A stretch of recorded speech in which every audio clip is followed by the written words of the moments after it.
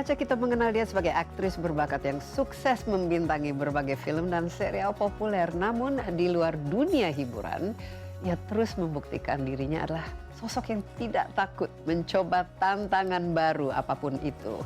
Belum lama ini publik dibuat kagum ketika ia mengambil peran sebagai bagian dari tim rescue diver dalam ajang Red Bull Cliff Diving. Ini sebuah kompetisi olahraga ekstrim yang mempertemukan para atlet loncat tebing terbaik dunia. Apa yang mendorongnya keluar dari zona nyaman? Pelajaran hidup apa yang didapatkannya dari dunia olahraga ekstrim dan bagaimana ia memaknai kesuksesan sebagai pengusaha muda yang menjadi inspirasi bagi generasi muda Indonesia. Insight akan membahasnya bersama saya, Desi Anwar.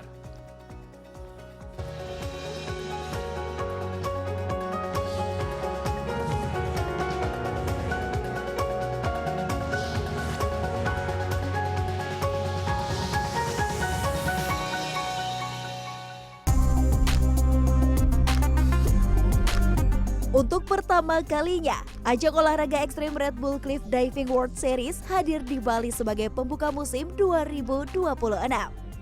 Kompetisi yang mempertemukan para cliff diver terbaik dunia ini berlangsung di sejumlah lanskap ikonik Bali, hingga tebing-tebing spektakuler di Nusa Penida.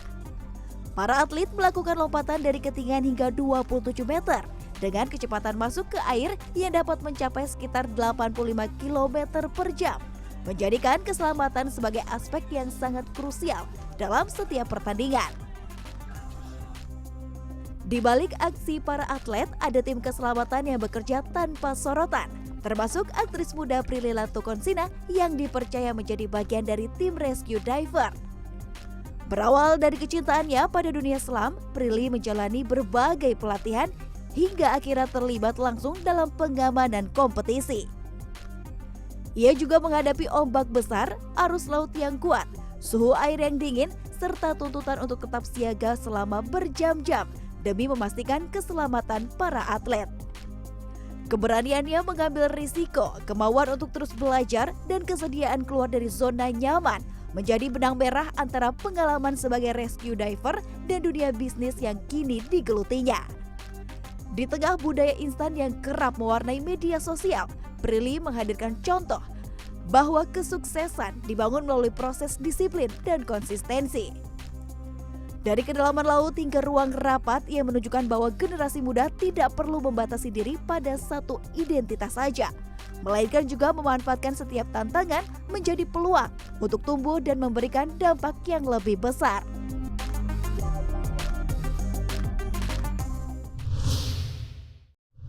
Ya, setelah sukses menjadi aktris yang juga produser sekaligus pengusaha muda, kali ini ada sisi lain yang menarik untuk kita bahas mengenai seorang Prilly Latukonsina. Prilly bulan Mei lalu terlibat dalam tim rescue diver pada ajang Red Bull Cliff Diving World Series. Ini sebuah peran yang tentu saja membutuhkan keberanian, kesiapan fisik, dan tanggung jawab yang besar. Saat ini di studio telah hadir bersama saya Prilly Latukonsina. Prilly, apa kabar? Halo, baik. Apa kabar, Mbak? Baik, dan masih muda tapi begitu. You inspire me. Even at such a young age. Belum 30 ya? Belum. Jadi Prilly, kita nggak usah bicara mengenai kesuksesan sebagai selebriti dan lain sebagainya. Saya mau fokus dulu ke Red Bull World Diving Competition, karena ini sebuah ajang yang luar biasa menarik, ya. Bukan saja karena ini merupakan kompetisi yang sangat ekstrim, ya, cliff diving dari ketinggian lebih dari 20 meter, tapi juga ternyata terlaksana di Indonesia, khususnya di Bali. Tentu saja sesuatu yang sangat membanggakan bagi kita seorang Indonesia. Tapi bagi seorang Prilly, bisa menjadi bagian dari tim rescue diver itu bisa diceritain nggak? Apa dan bagaimana serta kok bisa gitu? Iya, prosesnya tuh lumayan panjang ya, karena kalau ngelihat Red Bull kan kita tahu Red Bull itu pasti identik dengan aktivitas yang ekstrim, adventure dan segala macam. Pokoknya adrenalin gitu. Dan ternyata Red Bull Cliff Diving ini akan diadakan di Indonesia dan memang belum diumumkan saat itu. Namun Red Bull Blue and Silver Indonesia melihat profile aku tuh kayaknya cocok untuk kompetisi ini. Karena memang Lihat profilnya tuh di mana? karena kan aku Di IG posting atau di LinkedIn? aku posting semua tentang diving kan, dan 3 tahun lalu aku itu posting sertifikat rescue aku. Jadi akhirnya aku lulus untuk menjadi rescue diver. I post about it tentang diving, semuanya aku posting. Nah akhirnya Red Bull Blue and Silver Indonesia mereka profiling dan akhirnya melihat bahwa sosok aku nih kayaknya match sama Red Bull Cliff Diving yang mau diadakan di Indonesia. Nah akhirnya sebenarnya awalnya itu kita diskusi untuk explore kira-kira keterlibatan aku ini yang meaningful mau seperti apa. Apakah mungkin aku akan menonton atau mungkin aku akan menginterview salah satu atletnya. Kita diskusi di situ. Namun ternyata diskusinya tuh mengarahnya ke safety timnya. Karena aku sudah bersertifikat untuk menjadi rescue diver kan. Akhirnya aku submit sertifikat divingku apa aja. Terus mereka Ini semua online atau tatap muka atau bagaimana ada online, cara ada mereka? tatap muka. Terus aku juga submit secara online ke Red Bull Blue and Silver Indonesia. Lalu Red Bull Blue and Silver Indonesia baru ke global. Dia baru mengirimkan ini sertifikat profil yang pengen menjadi rescue diver, bagaimana seleksinya. Nah dari situ baru seleksinya sama tim globalnya. Jadi awalnya dari tim Indonesia dulu mensubmit ke global, baru dari situ global memberikan serangkaian hal yang perlu aku lewati gitu. Training, terus seleksi, dilihat kemampuannya di air dan ketenangannya seperti apa. Nah keputusannya itu 100% dari global aku keterima atau enggak. Jadi memang aku tuh nggak tahu akan diterima atau enggak ketika aku di sana. Jadi aku di sana tuh masih posisinya Di sana itu di Bali. Di Bali. Jadi ketika aku berangkat ke Bali itu posisinya aku baru berdiskusi sama Hasan, dia itu competition directornya. Sebelumnya kita diskusi secara online, dia menjelaskan tugas aku apa aja, aku akan diposisikan di mana, tapi aku akan di training dulu. Jadi belum tahu nih diterima atau enggak. Aku berangkat ke Bali dengan harapan semoga semua pelatihan yang udah aku jalani secara mandiri di Jakarta, aku latihan lagi, bisa terefleksi di training bersama atlet, karena langsung trainingnya bersama atlet. Dan Hasan sebagai competition director akan menilai aku bisa atau enggak jadi rescue team. Karena di sana itu safety nggak ada toleransi. Oh iya. Benar-benar nggak ada Pasti. toleransi, semua harus sesuai dengan protokol. Akhirnya ketika aku training, selesai training session baru dikabarin aku keterima. Lulus. Lulus. Jadi di situ baru aku berani mengumumkan kan kalau aku official resmi menjadi rescue divernya Red Bull Cliff Diving, karena sebelumnya aku nggak tahu bakalan diterima atau enggak. Dan sebenarnya aku juga udah menyiapkan mental kalau nggak keterima ya nggak apa-apa. Ini akan menjadi pelajaran aku karena semua prosesnya juga sangat berarti buat aku. Aku akan nonton aja di sana, tapi ternyata akhirnya keterima dan bertugas. Gitu. Dari awal dikontak oleh Red Bull itu sampai akhirnya keterima itu berapa lama prosesnya? Karena competition itu sendiri kan bulan Mei lalu kan ya. Ada berapa bulan? Lumayan lama, 6 bulanan. 6 bulanan yes. Karena emang di kontaknya itu saat memang semuanya lagi preparation kan. Jadi memang belum ada keputusan fix aku akan seperti apa gitu, keterima atau enggak belum ada. Jadi emang 6 bulan. Wow, lumayan cukup panjang ya. Panjang. Terus pas keterima itu bagaimana mereka? How did they announce it? Mengumumkannya langsung, hey Prilly, you passed. Iya, karena prosesnya itu rescuer itu ada di kapal yang berbeda. Jadi aku tuh di kapal bersama rescue team dan ada TNI, penyelam TNI di sana. Terus aku mengikuti serangkaian trainingnya. Selesai training aku di kapal, Hasan cuma bilang, "Oke, you can join my team." Terus aku langsung di kapal kayak dan aku nggak tahu reaksinya mau kayak gimana karena nggak ada Red Bull Blue and Silver Indonesia, nggak ada timku, aku benar-benar sendiri di kapal bersama rescuer. Terus tiba-tiba pas diumumin keterima aku seneng banget dan ya udah aku langsung bersiap mental aja untuk the real competitionnya gitu. Wow, that's amazing.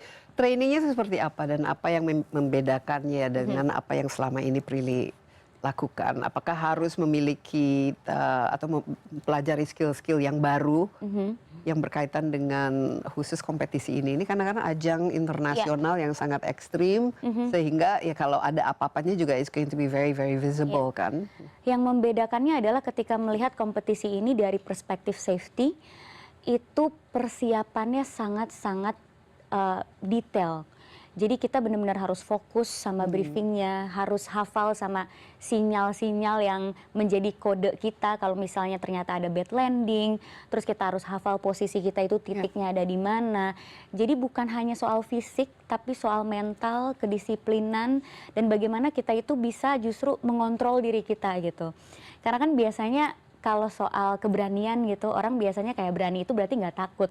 Tapi justru berani itu justru memperhitungkan semuanya gitu, segala resikonya kita perhitungkan. Jadi di sana yang paling penting adalah harus mendengarkan gitu. Harus mendengarkan. There's dan no room for error ya. Kalau ada Yes. sedikit aja kesalahan itu bisa nggak bisa karena fatal. tim rescue itu dari jam 5 pagi kita udah berangkat duluan, kita ada di titik itu 2 jam sebelum kompetisi. Untuk take care of everything, kita harus cek depth-nya, kedalaman airnya berubah atau enggak, aman atau enggak untuk atlet. Terus aku diposisikan di sebelah kiri atau di sebelah kanan cliff. Terus kapal ambulans ada di sebelah mana. Terus kalau misalnya ada bad landing, atletnya itu harus dibawa ke kiri atau dibawa ke kanan. Kalau ada ombak seperti apa. Nah, hal-hal kayak gitu kan nggak bisa di briefing itu sehari sebelum, tapi di hari H. Karena cuaca berubah. Karena cuaca berubah. Ya, alam kita nggak bisa tebak. Hujan deras atau Yes. tidak ada hujan atau misalnya kedalaman air juga Benar. berubah ya. Ini menarik sekali ini. Karena saya sendiri juga seorang yang sangat mencintai laut, suka sekali berenang di laut dan juga gemar ya free diving. So we have something in common. Kita istirahat sebentar Prilly, tapi kita akan lanjutkan setelah yang berikut ini. Tetaplah bersama Insight with Desi Anwar.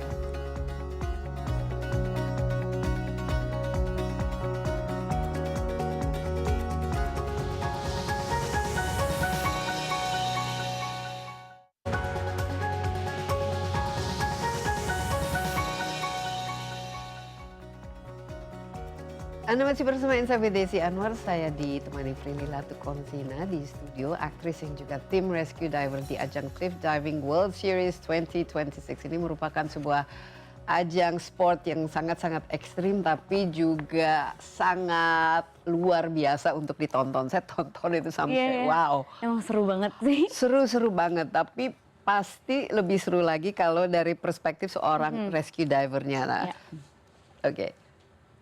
Bagian dari tim rescue diver ini kan berarti kan ada beberapa orang gitu yang menjadi bagian dari tim rescue-nya itu sendiri, Pak Prilly. Dan kira-kira bagaimana pembagiannya dari tugas dan tanggung jawabnya, dan tadi yang belum secara detail kita explore proses trainingnya itu yang harus dilalui sehingga akhirnya dapat checklist yang membuat Prilly itu dinyatakan sukses dan lulus untuk bisa ikut jadi bagian dari tim rescue. Pertama dicek dulu sertifikatnya. Nah, kebetulan aku memang udah lulus sertifikat untuk stress and rescue diver, terus specialty diver, dan juga react right. Jadi untuk menjadi rescue diver itu kita juga harus bersertifikat react right untuk first emergency response. Nah, itu React right ya? Iya, react right. Jadi kalau Jadi nggak boleh panik. nggak boleh panik kalau misalnya CPR seperti apa, kalau ada yang patah tulang seperti apa, itu kita pelajarin semuanya, bukan hanya untuk di laut tapi untuk di darat juga. Jadi ini sudah punya cukup lama sebelumnya? Sudah punya. Jadi mereka lihat, oke, ini udah lulus, terus juga dilihat dive log-nya, udah sering diving. Udah berapa ribu? How many hours? Hours aku ngitungnya per lokasi, Oh, per per dive lokasi. site. Okay. Udah more than 50. More than 50 itu udah dianggap cukup memadai ya? Karena untuk menjadi rescue juga kita nggak boleh kurang dari 50 dive log. Ada beberapa tempat diving ada ketentuannya sendiri. Dive lognya kan harus log berapa gitu kan. Nah, dilihat itu semua, akhirnya aku training mandiri di Jakarta untuk refresh lagi sertifikatnya seperti apa, terus untuk ingetin lagi pakai alat yang berbeda-beda seperti apa. Karena kita nggak tahu kalau misalnya alatku kenapa-kenapa, terus harus ganti alat, kita harus adjust lagi sama alat yang berbeda. Jadi pakai alat sendiri atau nanti alatnya di-provide juga? Aku pakai alat sendiri. Oh, pakai alat sendiri ya? Jadi semua bawa sendiri, tapi aku training ulang kalau misalnya terjadi apapun, terus harus ganti alat, harus seperti apa protokolnya, itu aku latihan mandiri. Lalu di seleksinya itu interview bersama Hasan, competition directornya, kita interview via Zoom karena waktu itu dia belum sampai ke Indonesia. Terus dia ngebrief aku, scuba tugasnya apa, apnea tugasnya apa, karena ada dua jenis diver, scuba dan apnea. Terus aku akan berdiri di titik apa. Nah, ketika training yang dilihat itu justru bukan teorinya yang kita pelajarin di diving aja, tapi bagaimana kita menghadapi alam. Karena ombaknya luar biasa besar sekali di Nusa Penida itu, di Broken Beach. Terus bagaimana kita bisa cepet tangkep sama briefing yang berbeda-beda. Kadang di round pertama briefingnya seperti ini, di round kedua bisa beda karena ternyata airnya naik gitu. Atau tiba-tiba di round pertama agak lebih surut, jadi kita harus ngecek lagi kedalaman. Jadi bagaimana kita tuh cepet tanggap sama briefing, fokus, terus bagaimana kita selalu precise ada di titik spot yang diperintahkan, bagaimana kita bisa fokus melihat pergerakan atlet di saat lompat dalam sekian detik, cuma 3-4 detik gitu. Akhirnya baru dinyatakan lulus. Jadi memang yang dilihat itu bukan kemampuan diving aja, tapi daya tahan kita di alam gitu. Karena kita di standby di air itu sekitar 3 jam. 3 jam? Yes. Dan trainingnya betul-betul di Di lokasi. lokasi dan as is ya? Yes, di lokasi dan bersama atlet. Bersama atletnya. Ya. Waktu itu ada berapa ya jumlah atletnya? 24 Ya. atlet. Nah, pertama kali ya waktu latihan dengan atlet itu, kira-kira ada momen-momen khususnya memastikan bahwa itu aman untuk diloncatin. Itu bagaimana? Siapa tahu kan ada batu atau tiba-tiba kedalaman airnya tidak cukup untuk menahan gitu. Makanya itu adanya rescue team, karena kita harus ngecek kedalamannya itu. Kedalamannya nggak boleh kurang dari 5 meter. Nggak boleh kurang deh?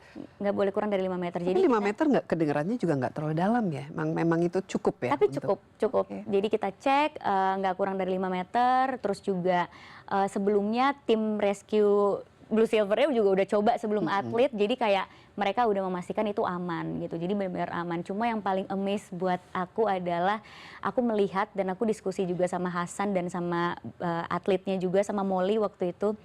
Mereka itu di saat lompat mungkin cuma 3-4 detik ya, tapi latihannya bertahun-tahun.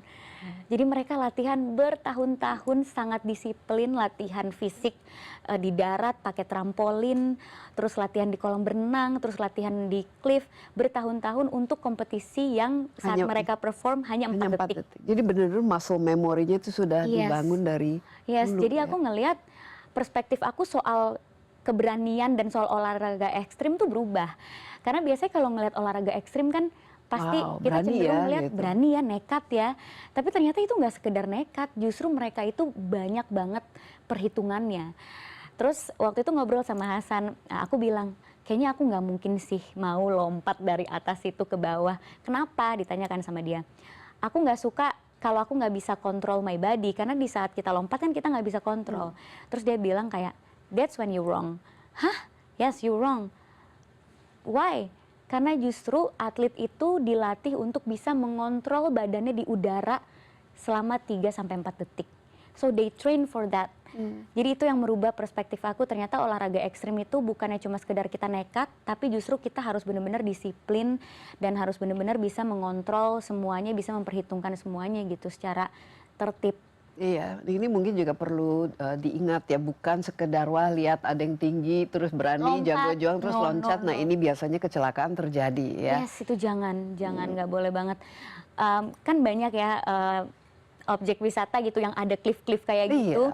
Tolong banget jangan dicontoh kalau nggak punya kalau memang dasar, bukan ya dan nggak pernah melakukannya, karena ini apalagi dengan alam kita nggak boleh main-main ya di alam. Ini adalah manusia-manusia hebat yang punya mungkin ribuan jam di belakang mereka untuk melakukannya. Udah latihan bertahun-tahun juga. Nah, Prilly sendiri, ini tadi saya tanya, ada berapa dari anggota tim ketika para jumper ini loncat, di posisinya di mana, dan kalau misalnya mereka mendarat terlalu dekat atau jangan-jangan kena gitu, itu bagaimana? Jadi karena saya lihat itu cukup dekat kan. Jadi posisinya ini adalah titik atlet yang melompat. Nah, aku itu ditempatkan di kanan cliff, jadi aku scuba diver itu harus standby di sebelah kanan bersama apnea. Jadi apnea juga standby di sebelah kanan. Lalu di sebelah kiri itu ada 2 apnea, lalu nanti ada scuba itu penyelam TNI yang juga standby di sebelah di sebelah kiri. Apnea ini free diver ya bagi apnea itu nggak free pakai diver. Nggak pakai peralatan. Jadi di kanan itu ada apnea dan aku standby, di kiri ada 2 apnea dan agak berjarak sedikit penyelam TNI untuk standby. Lalu ada perahu karet yang untuk keliling, untuk ngecek semuanya, dan ada kapal ambulans di dekat situ gitu. Nah, jadi di saat atlet lompat, apnea diver itu harus juga menyelam ke sekitar 5 atau 4 meter untuk melihat atletnya bad landing aman atau enggak gitu. Nah, nanti ketika atletnya ke atas terus dia nggak sign oke, itu berarti tugasnya scuba dan apnea membawa si atlet itu untuk kita bawa ke kapal rescue gitu. Jadi scuba sama apnea itu kita harus benar-benar melihat detik ketika atlet itu lompat. Soalnya kelihatan kalau gerakannya salah sedikit itu udah pasti bad landing. Iya, dan pasti sakit. Dan pasti sakit banget gitu. Misalnya pinggang duluan atau bahkan kepala duluan gitu. Jadi ketika atlet lompat tuh benar-benar kita liatin pas kita aman itu ternyata safe landing, tetap harus aku lihat di bawah beneran safe gak, pas ke atas dan dia oke, berarti it's fine. Jadi Titik paling tinggi loncat berapa meter? 23. Wow, 23 sampai 27 meter ya. Kita istirahat sebentar, Prilly. Masih banyak yang saya ingin tanyakan, jadi jangan kemana-mana dulu, tetaplah bersama Insight with Desi Anwar.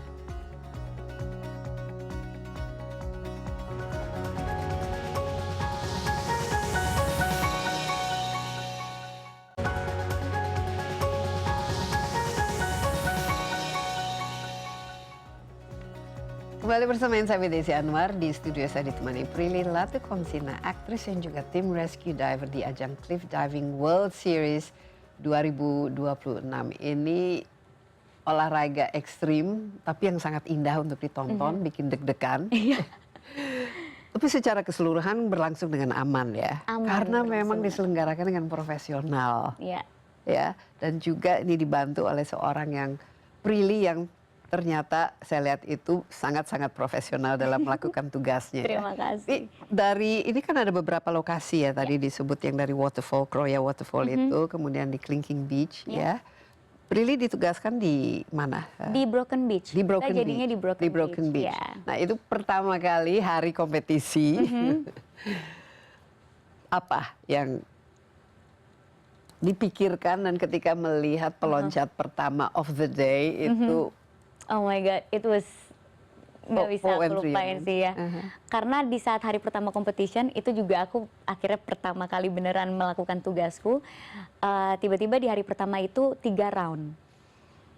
Jadi ada 3 round, berarti sekitar 5 jaman kita harus ada di air. 5 jaman? Ya, makanya tim rescue itu dibagi 2 tim. Karena takutnya kelelahan, jadi harus ada yang gantiin. Aku itu ditempatin di tim pertama, so aku melihat pertama kali atlet lompat. Lalu nanti gantian sama tim kedua. Jadi kita masing-masing tuh ada 2 shift ganti-gantian. Berapa jam shiftnya? 2 jam. 2 jam. Terus nanti kalau misalnya lapar, pengen ke belakang atau mungkin kalau di situ pipis bisa di situ.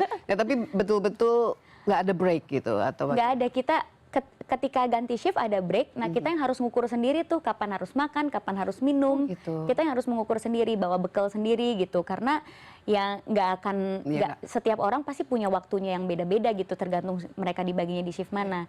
Terus 2 jam selesai shift pertama, gantian sama yang dibagi di tim kedua. Kita nggak pernah tahu kapan kita harus dipanggil lagi, jadi benar-benar harus standby. Ada cerita lucu, aku pas istirahat sempetin untuk ngisi tenaga dulu, terus aku agak duduk gini ngantuk, aku agak merem-merem gitu. Terus tiba-tiba nggak tahu kenapa Hasan datang, Prilly, I need you to go, I need to, hah, now? Ya, terus baru buka alat, pasang lagi, terus langsung nyebur lagi ke situ untuk kayak ngegantiin posisi scuba yang ada di sana, penyelam TNI waktu itu kita gantian. Jadi bener-bener harus siap-siaga. Betul-betul standby siap-siaga. Kamu satu-satunya perempuan atau ada tim rescue diver yang perempuan? Aku satu-satunya. Satu-satunya, wow.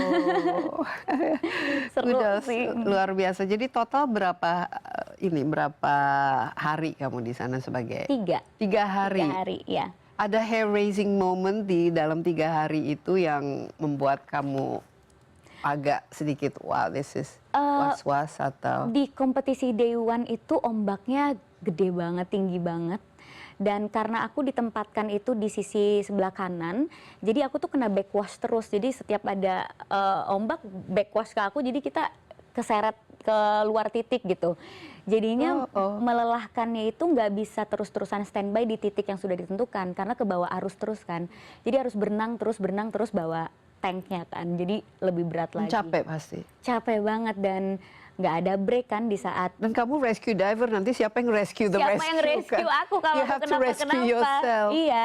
Dan tanda kita istirahat itu ya ketika kita dikodein sama Hasan. Kalau belum ada kode ya kita harus benar-benar standby dan fokus. Tantangannya itu benar-benar alam nggak bisa kita baca ya. Tiba-tiba ombaknya lumayan tinggi. Terus Sempat merasa takut juga atau?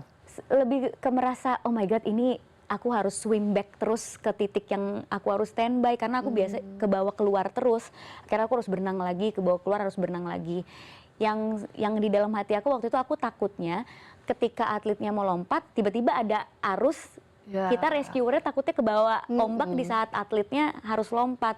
Makanya benar-benar ketika atlet lompat tuh berusaha untuk berenang terus supaya nggak ke bawah keluar titik gitu kan. Jadi ya itu ke bawah ombak terus dan 3 round bolak-balik buka alat pasang alat ya 5 jaman di air capek banget. Kamu harus konsumsi kalorinya itu berapa ribu itu? Harus bener-bener Carbo loading terus. Ya air, terus energi drink bisa kayak langsung 2 karena emang I need sugar untuk energinya kan.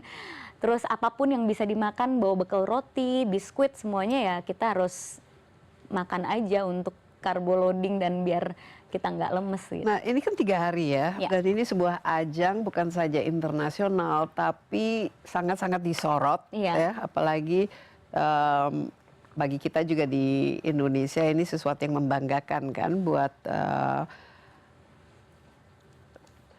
ya bukan saja disorot Balinya, tapi juga ternyata Indonesia itu bisa jadi destinasi untuk extreme sport. Jadi bukan hanya untuk turismenya aja. Menurut saya ini sangat-sangat potensial ya. Tapi kalau Prilly sendiri apa kira-kira lessons learned-nya dengan menjadi bagian dari Red Bull Cliff Diving Competition ini dan apa kira-kira yang memories-nya ataupun cerita-cerita? Kalau aku tuh bragging rights-nya yang aku tuh amaze-nya sama kedisiplinan mereka, bukan cuma atletnya tapi seluruh timnya. Benar-benar very discipline, very on time dan nggak ada toleransi kalau ada yang nggak sesuai protokol. Jadi lebih baik ditunda daripada ada yang nggak sesuai protokol gitu. Ini dari segi penyelenggaranya ya? Dari segi penyelenggaranya semuanya, jadi sangat disiplin sekali. Misalnya kita di calling rescue itu harus jam 5 jalan. Itu jam 5 kurang mereka udah standby di situ. Jadi aku juga jam 5 tank udah harus memperlihatkan muka aku ada di situ gitu. Bener-bener kita harus take care of ourselves dan sangat-sangat on time gitu. Terus kayak yang ada di kapal rescue hanya boleh segini orang ya bener-bener cuma segitu gitu. Nggak ada yang di luar protokol atau di luar schedule, semuanya tertib, disiplin dan persiapannya benar-benar matang. Jadi yang menjadi pelajaran buat aku untuk mengadakan satu kompetisi yang ekstrim, yang kelihatannya menghibur, nekat, ternyata persiapannya itu nggak sesimpel yang kita kira. Nggak sesimpel cuma mereka nyari cliff, abis itu ya udah atletnya lompat dari situ. Ternyata mereka udah juga reki beberapa kali ya, untuk mengukur semuanya.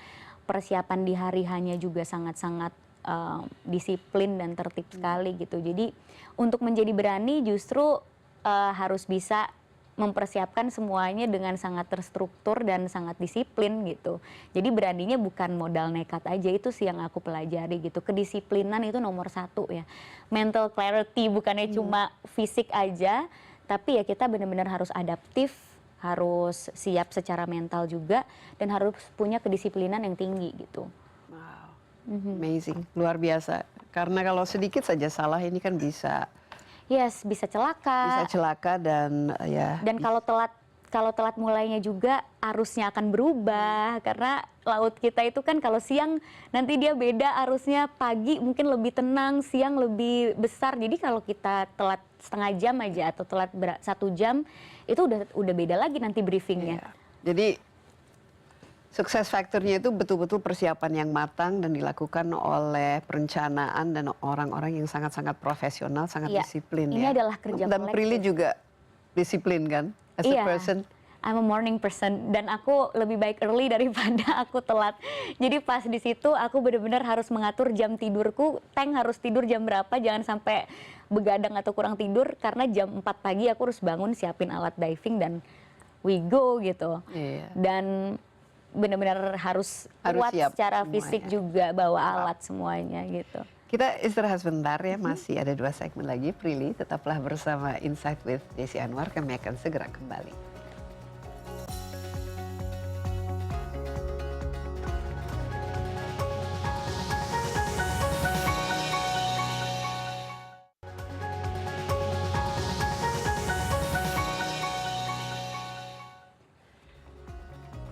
Kembali bersama Insight with Desi Anwar, saya ditemani Prilly Latukonsina yang juga merupakan bagian dari tim rescue diver di ajang Cliff Diving World Series tahun 2026. Atlet-atletnya saya lihat itu betul-betul dari berbagai macam negara ya. Dan World Series ini dari satu negara ke negara lain dalam 1 tahun ya. Dan Bali merupakan salah satu dari destinasinya. Beruntung sekali, jadi Prilly juga bisa dilibatkan. Sempat ngobrol nggak dengan beberapa dari atlet divernya itu Aku sendiri? ngobrol sama Molly. Oke, Molly dari mana? Molly dia dari Kanada ya. Oke, Dari apa Molly. ceritanya? Nak? Aku ngobrol sama Molly dan dia itu punya campaign namanya Brave Gang. Dan aku ngelihat itu menarik banget, dia sebagai seorang atlet ekstrim terus punya campaign Brave Gang itu. Tapi campaign tersebut justru ketika aku lihat konten-kontennya bukan memperlihatkan keberanian dia aja, tapi memperlihatkan rasa takut dia ketika mau menuju ke titik berani itu. Jadi Molly justru bukannya cuma ngeposting soal dia latihan, tapi dia ngeposting di saat dia nangis, di saat dia breakdown, di saat dia ngerasa dia kayaknya not good enough untuk ke kompetisi, di saat dia mungkin nggak achieve yang dia mau. Terus akhirnya dia cerita kenapa dia bisa ngerasain itu dan gimana stepnya dia untuk akhirnya bisa berani gitu. Nah menurut aku itu menarik banget. Biasanya kan kalau ngelihat atlet itu kita ngelihat hasilnya aja. Pas lagi menangnya. Pas lagi menang, dapat medalnya, euforianya, ya. gimana indahnya Celebration. mereka lompat. Tapi ketika ada atlet yang memposting sisi vulnerability-nya, kita bisa belajar dari situ bahwa oh iya ya, berani itu nggak cuma soal nekat, ini bukan di-achieve dari waktu yang singkat. Dia udah training dari dia umur belasan tahun, so untuk ada di posisi dia itu prosesnya panjang. Ini membuat Prilly juga ingin melakukan sesuatu yang something similar to that? Atau Ya, yang... karena aku rasa perlu banget kita menciptakan lingkungan yang sehat di sosial media dengan campaign-campaign yang seperti itu gitu. Jadi bukannya hanya memposting result aja, tapi kita ceritain juga prosesnya gimana supaya orang juga bisa lihat apa yang kita lewati. Struggle behind Iya, the scene. struggle behind the scene-nya tuh apa, bahwa nggak mudah untuk bisa sukses atau menggapai sesuatu gitu.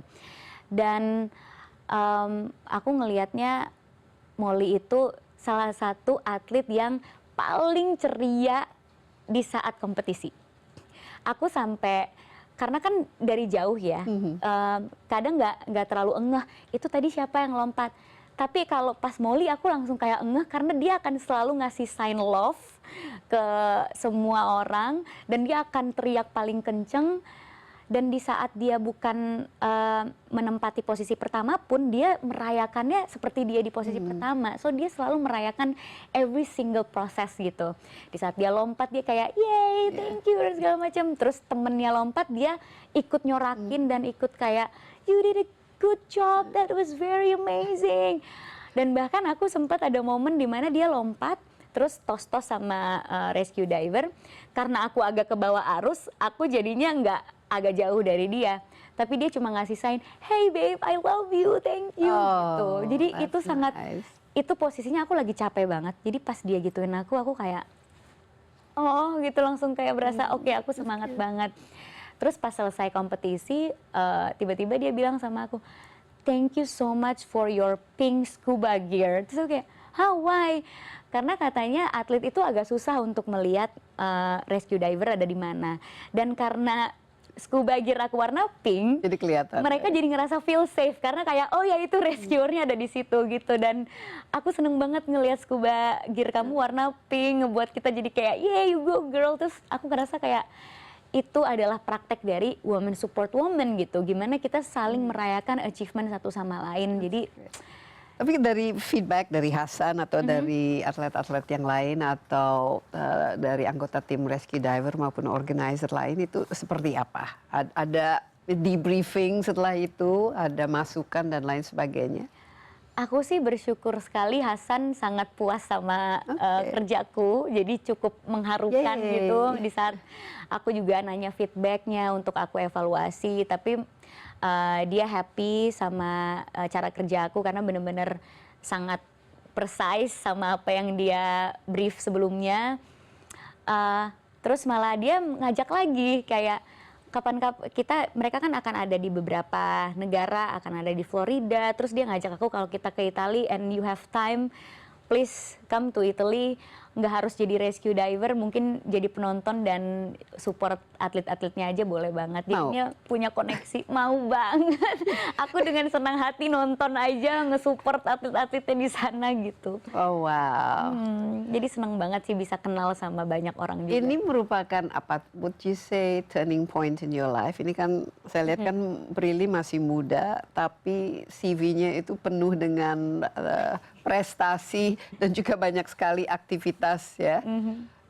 Ini salah satu yang akan menjadi istilahnya one of your top career objectives, atau ini hanya merupakan salah satu yang kenangan manis atau kebetulan saja Apa ya sebenarnya? dilakukan? Aku itu mencoba semuanya bukan karena pengen kelihatan aktif atau pengen banyak bisanya, tapi aku tuh suka banget belajar dari nol, dan aku suka di lingkungan dimana aku ngerasa kecil. Kayak semuanya itu lebih jago, lebih baik dari aku, karena aku ngerasa disitulah aku banyak belajar. Di luar zona nyaman. Di luar outside zona the nyaman comfort gitu. zone. Jadi aku suka memulai semuanya dari nol, dan aku suka kayak dimana aku tuh ngerasa aku paling kecil di situ, paling nggak bisa di situ, karena di saat aku ngerasa kayak gitu, disitulah aku paling banyak belajar gitu. Bener-bener oke, ternyata harus gini, oh ternyata harus gini gitu. Karena banyak momen-momen ketika aku keluar dari zona nyaman, banyak momen-momen di mana aku tahu bahwa nama besar itu nggak cukup gitu. Nama besar Prilly atau siapapun itu nggak cukup kalau nggak dibarengi sama kedisiplinan atau bagaimana kita bisa bekerja dengan baik sama lingkungan di situ gitu. Apalagi pas kita kerja sama orang yang nggak tahu kita itu siapa gitu. Karena Red Bull Blue and Silver Global mereka nggak tahu aku itu siapa, nggak tahu aku melakukan apa di Indonesia. Tapi gitu. sekarang udah mulai tahu dong. Udah mulai follow-followan. Mulai follow-followan. Tapi sebelumnya mereka cuma tahu aku direkomendasi sama Red Bull Blue and Silver Indonesia dan mau ikut seleksi. Tapi nggak tahu aku itu kerjaannya apa sih sebenarnya di Indonesia gitu.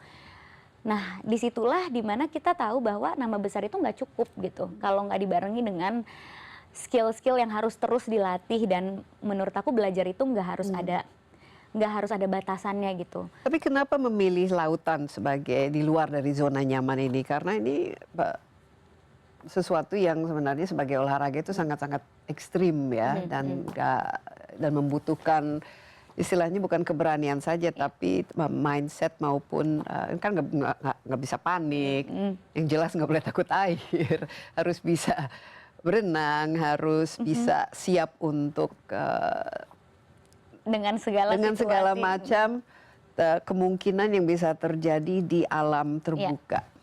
Mungkin karena mendarah daging aku orang Maluku. Oh iya, of course. Ya, aku orang Maluku. Dari kecil udah berenang dong. Ya udah dibiasakan sama laut, dan waktu aku umur 13 tahun itu aku jadi host koki cilik waktu itu di Trans 7, dan kerjanya itu kan keliling Indonesia nyobain mancing di tengah laut. Aku ingat banget aku mancing di tengah laut Bangka dengan kapal nelayan dengan ombak yang sangat besar.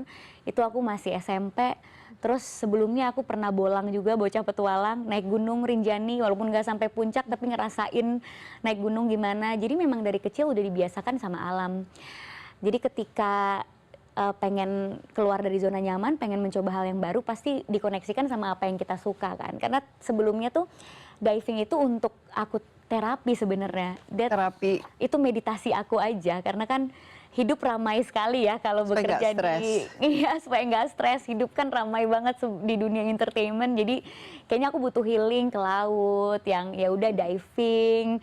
Paling cuma 4 orang yang diving bareng, terus kayak ngelihat keindahan alam dan akhirnya suka didalami ilmunya. Akhirnya bisa sampai hari ini gitu. Dan yang jelas kalau nanti saya ingin scuba diving pasti saya ajak Prilly. Paling nggak kalau ada apa-apa, I know you come and rescue me. Tenang, aku lengkap semua alatnya. Aku selalu bawa alat-alat rescue. Oke, masih ada satu segmen lagi. Jadi tetaplah bersama Insight with Desi Anwar. Kami akan segera kembali.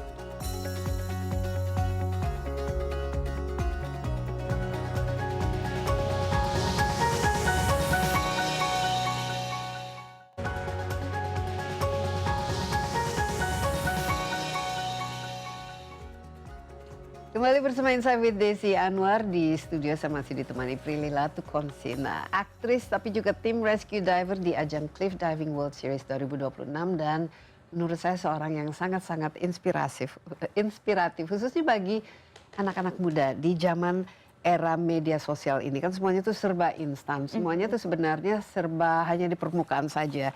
Itu kan semua perfect, cantik dan kehidupannya itu seolah-olah sempurna dan lain sebagainya, tapi di balik itu harusnya kan ditopang dengan skills, kemampuan dan substansi yang betul-betul mendukung. Nah, saya lihat ini Prilly memiliki semua kemampuan itu, semua skill itu, mau berkecimpung di luar zona nyaman. Apa kira-kira sekarang, apalagi memasuki usia 30 ini, what's next for you? Di mana mau diarahkan perjalanan hidupnya? Sebenarnya kalau ditanya di mana mau diarahkan, kalau memasuki usia 30 ini aku lebih ke arah bukan mau mencoba yang baru lagi, tapi justru mempertahankan yang udah ada dan bagaimana melakukan semuanya secara maksimal gitu. Karena selain diving juga aku masih aktor, masih berkarya juga di film dan juga masih melanjutkan pendidikan juga. Dan ini masih akan diteruskan ya? Jadi masih akan diteruskan dan aku akan terus menjadi aktor sampai aku tua nanti. Jadi ya bagaimana melakukan semuanya itu secara maksimal dan ya belajar terus, menambah skill terus gitu. Dan yang pasti melakukan apa yang pasti disuka ya. Kayak ini kan banyak ya, yang paling disukai ini ada deretannya enggak? Kalau ditanya yang paling disukai, of course diving. Diving, oke, diving. Karena sekalian liburan kan, kalau misalnya kita kerja sambil diving, misalnya lagi ekspedisi hiu paus, ya kita sambil liburan juga, walaupun sambil meneliti gitu, tapi ya sambil liburan. Kedua mungkin acting. Aku ngelihat acting juga salah satu terapi aku, karena di saat kita acting kayaknya butuh banyak terapi deh kan. Is life really that hard? Apa-apa saja faktor-faktor yang membuat kamu stres itu apa-apa saja sekarang? Banyak sih, mungkin setiap kerjaan itu kan pasti punya stress level yang beda-beda. Apalagi kalau misalnya kita berkecimpung di bidang yang berbeda. Misalnya di saat aku berbisnis, bisnis itu sangat fluktuatif sekali. Apalagi sekarang, iya, situasi ekonomi seperti dengan ini. situasi ekonomi sekarang, kita harus berpikir tuh cepet terus gitu, non-stop berpikir gitu, strategi apa, gimana nanti kalau ada perubahan. Terus aku lagi melanjutkan S2, ini semester terakhir, jadi aku lagi nulis tesis bab 4 dan bab 5. Apa topiknya? Topiknya tentang child sexual abuse. Oke, penting sekali. Ya, tentang bagaimana kita meningkatkan awareness soal child sexual abuse lewat beberapa platform dan tools marketing. Jadi setiap bidang yang aku jalani pasti ada stresnya gitu. Di bisnis ada, di kuliah ada. Ketika kita berakting juga kita harus mendalami karakter, reading, harus ada latihan bahasa lain misalnya. Di next filmku aku harus latihan bahasa Arab. Jadi aku harus bisa fluent bahasa Arab. Jadi itu juga lumayan bikin stres dan menguras waktu gitu. Makanya kalau nggak ada sesuatu yang kita suka, kayak misalnya diving atau kita nggak melihat itu enjoyable, pasti menjalaninya juga stres banget. Tapi benang merahnya itu apa? Ini kan beda-beda ya, S2-nya mengenai sexual abuse ya. Kemudian aktingnya juga ya tentu perannya berbeda-beda. Tapi di sisi lain saya lihat kan juga ada entrepreneurship-nya yang dijalankan. ini benang merahnya semua selain benang merahnya adalah Prilly yang melakukan itu apa yang membuat ini merekat menjadi suatu kesatuan? Kalau aku sih semaksimal mungkin ingin memberikan impact gitu. Kayak bisnis kita bisa memberikan impact ke industrinya, membuka lapangan kerja, di acting juga memberikan impact untuk project filmnya, apalagi film adalah kerja kolektif. Dan ya dan bidang-bidang yang lain di pendidikan kita bisa nulis jurnal, bisa riset soal sesuatu yang memang aku percaya itu penting gitu.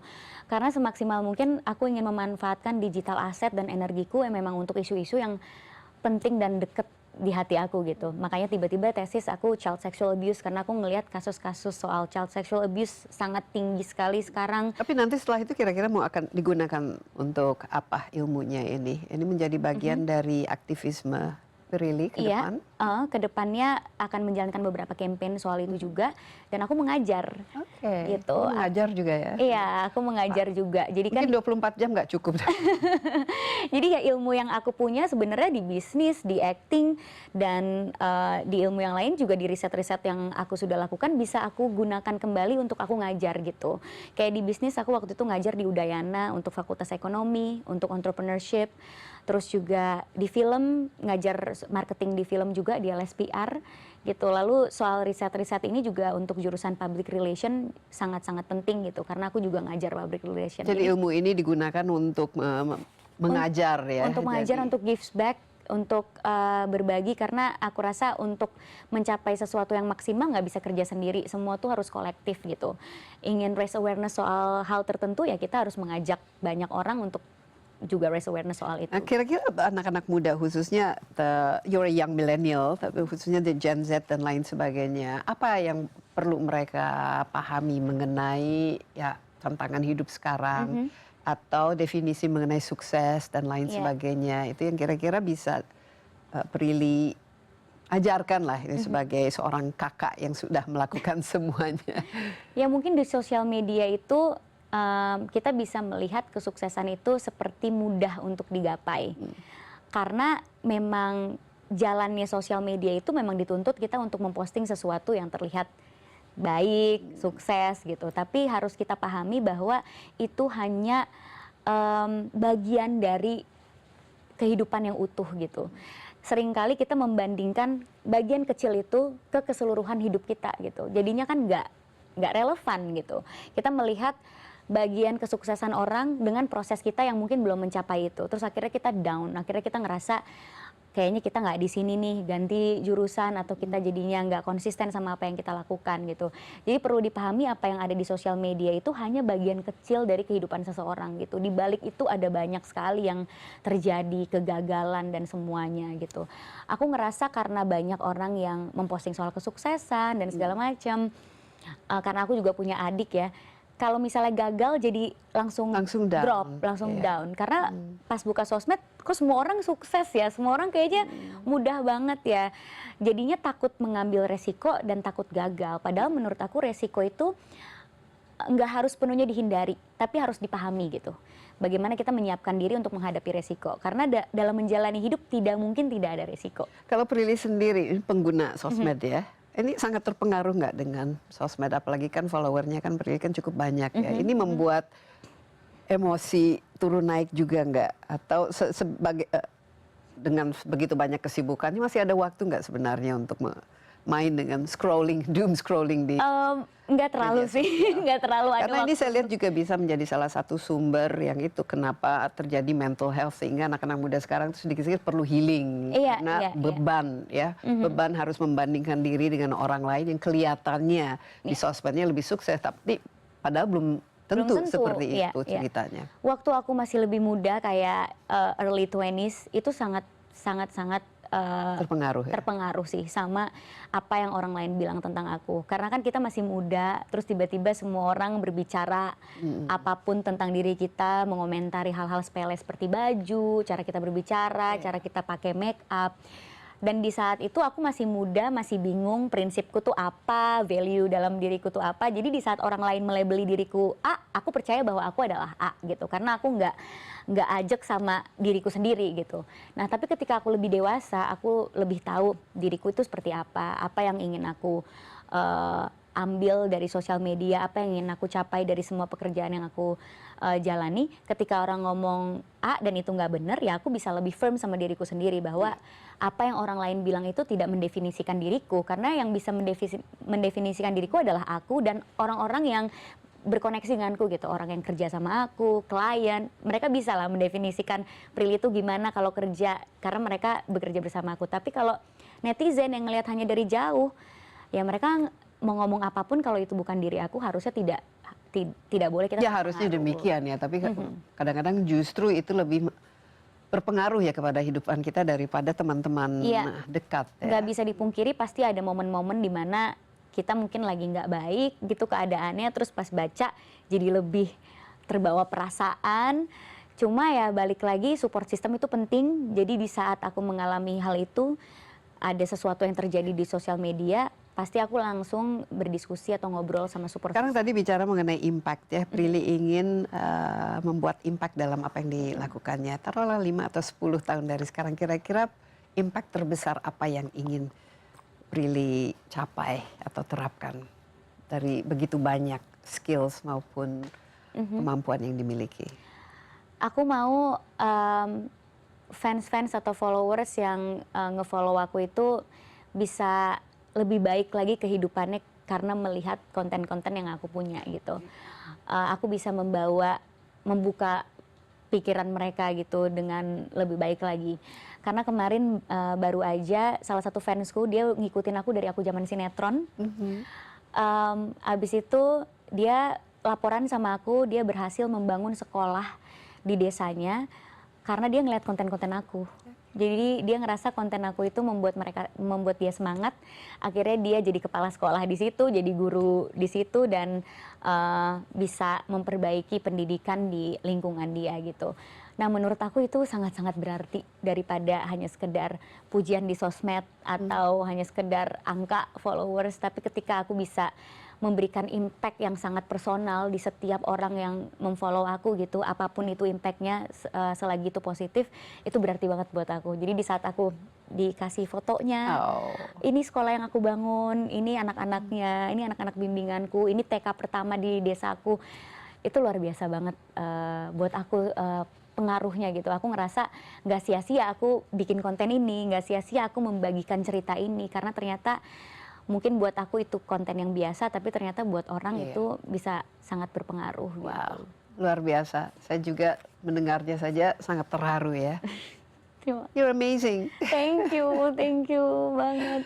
Dan apalagi kita juga ikut bangga ya bahwa Prilly juga bukan saja hanya milik kita, tapi sekarang sudah di kancah internasional, dan kita harapkan nanti mungkin kesempatan-kesempatan yang berikutnya juga bisa datang kepada Prilly dan membantu membawa Indonesia juga dengan ini ya, dengan wajah yang jauh lebih profesional, ya, lebih young, energetic, dan tentu saja penuh harapan. Amin. Thank Sekali lagi you. Prilly, terima kasih banyak. Next ini diving di mana? What's your next adventure? Kemana saja? Aku pengen banget ke Maratua, terus ke Alor. Sebenarnya aku udah pernah ke Alor, tapi di Alor itu ada lebih dari 70 dive site. Jadi masih banyak yang harus dieksplor. Ke Morotai untuk ngelihat hiu, dan kita harus diving bareng kayaknya ya. Dan pasti banyak banget spot-spot yang bisa untuk free dive juga sebenarnya selain untuk scuba di timur. Ya, dan dipikir-pikir Indonesia itu kita kaya sekali ya dengan lautan kita, biodiversity kita, dan mungkin ini merupakan salah satu yang penting juga kita rawat ya.